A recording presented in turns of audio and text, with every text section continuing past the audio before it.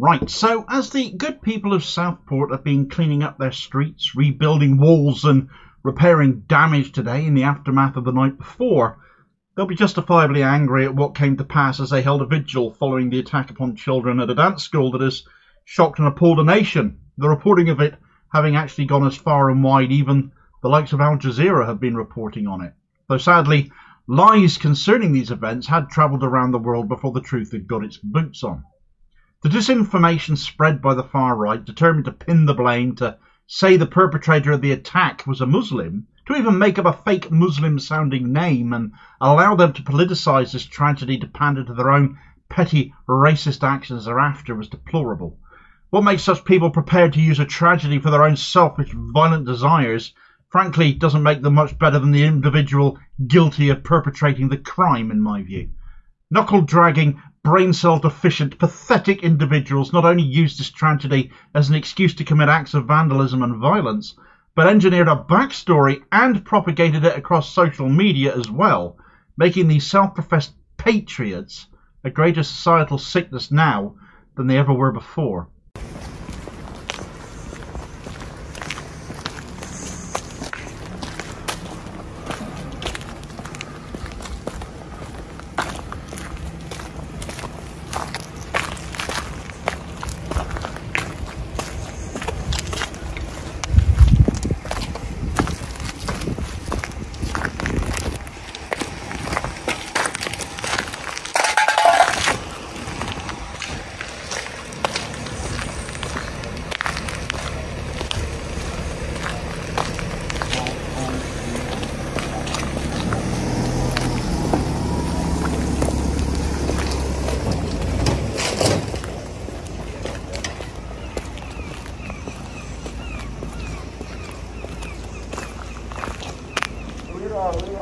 Right, so that was a brief clip showing some of the damage caused by people who so often call themselves patriots at what was supposed to be a peaceful and sombre vigil and time of reflection in the Southport community affected by recent events, the tragic deaths of 3 young children and several more injured in an attack on a dance school.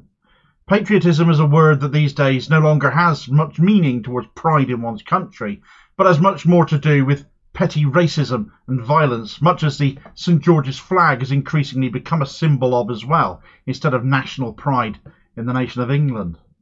I haven't discussed the events of the Southport tragedy up until now.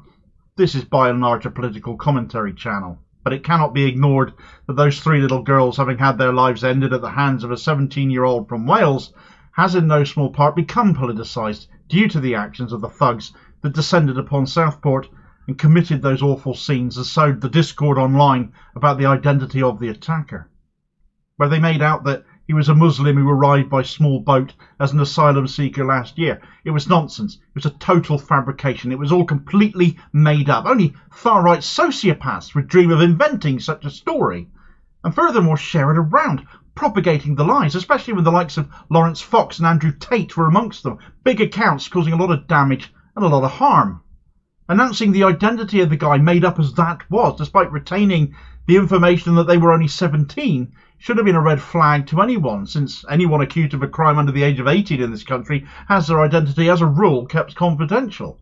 But I suppose when you're in the likes of the English Defence League, who are allegedly behind all the damage caused here, the rioting, truly patriotic actions as they are, of course not, I suppose you've only got 2 brain cells to begin with, and they're both fighting over 3rd place. All we actually know right now is that the attacker was 17, born in Cardiff, and is of Rwandan descent. Perhaps that's all the EDL needed. Oh, he's a Rwandan, or near enough. They should be deported. Why did Starmer scrap the Rwanda flights? They should be on them. We can imagine what passes for thought in the largely empty space between their ears. I imagine it went something along those lines myself. Sadly, if they bothered to look into Rwanda itself as a country rather than just somewhere else that migrants can be dumped and forgotten about, they might have realised that it is a country that is more than 93% Christian. But that would require them doing some homework, and I fancy that is something such people have never been accustomed to actually doing much of. Instead, he had to be a Muslim, and so the scenes of devastation from Southport last night centred around an attack, of course, on a mosque. Nothing to do with Muslims at all as far as we are aware of this attack, yet they automatically became the target for the racists. You'd have been better off surrounding a church if it's about religion, you dumbasses.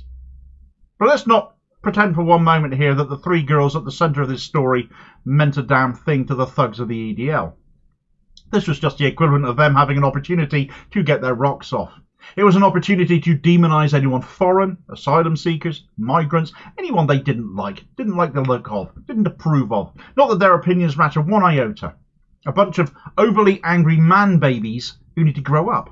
Get over themselves and get used to the fact this is a welcoming, multicultural country, no matter what they might think, where their sick, racist tendencies might get shouted loudly, with torched ambulances and bricks thrown whilst the people of Southport gathered for a vigil in memories of lives cut so tragically short. Their families in mourning, but at least those rancid, patriotic views remain very much in the minority, and an entire nation is united in disdain and disgust at them and their actions. Where most of us want to know why this tragic attack on little kids happened and want to see justice pursued, this lot just saw an opportunity to indulge their own petty, racist predispositions.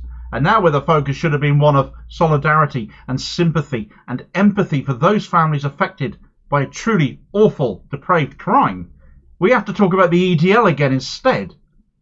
They whip up hatred, they incite violence, and they made up a pack of lies which spread online, all culminating in the scenes we witnessed in Southport, witnessed across social media. They've made a tragic event concerning young children and the vigil being held in their memory into an excuse to just attack asylum seekers and attack Muslims. You are sick in the head if you were a part of that. You're no patriot. You have the intellectual capacity of a special needs turkey that's just been lobotomized. You'd be the sort of person who picks their favourite crayon based on which one tastes the best. The sort of person who, if they were given a crossword puzzle, for instance, would probably sit there and colour it in. I'm all about inclusivity, but there's no room for you. I can't lower the bar far enough. I don't have a spade handy to dig that far. My disgust for people like these fake patriots, like the EDL, is absolute.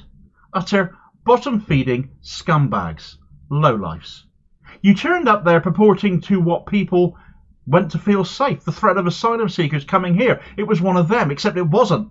It was all lies, all your lies. It was all made up to excuse you going there to desecrate the area, desecrate Southport, desecrate the memories of those children, and that vigil. Nothing quite makes you feel safe like a bunch of blokes smashing the place up, is there? Is that how you normally pay respects? Bring your own booze to a vigil, shout and jeer, be all shouty and angry, get all excited as you throw some bricks and torch some emergency service vehicles. What civic pride you're clearly filled with. Certainly there was no show of solemnity or solidarity with those affected, was there? The race, the religion, where he comes from, all these details about the perpetrator of this heinous crime against young kids, largely irrelevant. I don't care about that. The only thing that matters is what he did, or what they did, the crime they are accused of, the investigation and judicial process being carried out as it must. That goes equally in every aspect for those who caused the rioting and the damage in Southport and to that mosque, and my solidarity goes out to Muslim people in Southport as much as the families of those affected by this tragedy, who must be feeling scared and angry, likely in equal measure, and I don't blame them at all.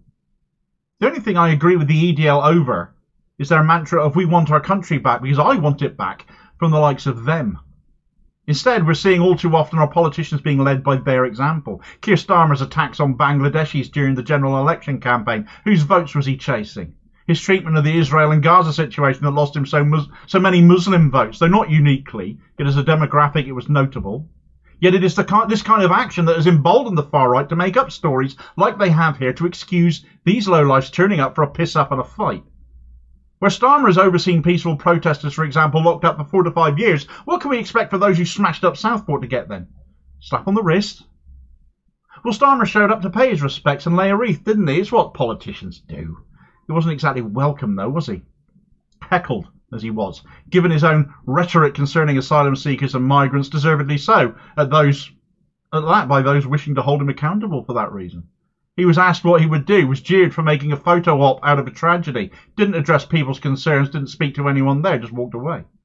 The EDL need cracking down on. If Starmer is capable of prescribing groups within his own party as he did for daring to be critical of Israel in any way, he can damn well prescribe a group smashing up streets, surely. People want you to do something. This is something you can quite easily do, so damn well do it. If this woman had the courage to face the racist, you can do something as well from behind the safety of your security team and the walls of Parliament, surely. People in Southport certainly are doing something about it. 100 members of the community this morning turned up at that mosque to help repair it and rebuild a wall, as well as clear the road. The fire brigade arrived to help address smashed windows using their equipment to help replace them. Solidarity to absolutely everyone involved. Starmer's got a long way to go already to repair relations with Muslim voters, though many like myself don't believe he has any intention of doing so, bringing into question his interest in equalities and, well, there's a whole hierarchy of racism issue he's got too, as laid out in the Ford report. But even following his election, he couldn't bring himself to publicly acknowledge all the Muslim votes he'd lost, as this video recommendation will tell you all about, and I'll hopefully catch you on the next vid. Cheers, folks.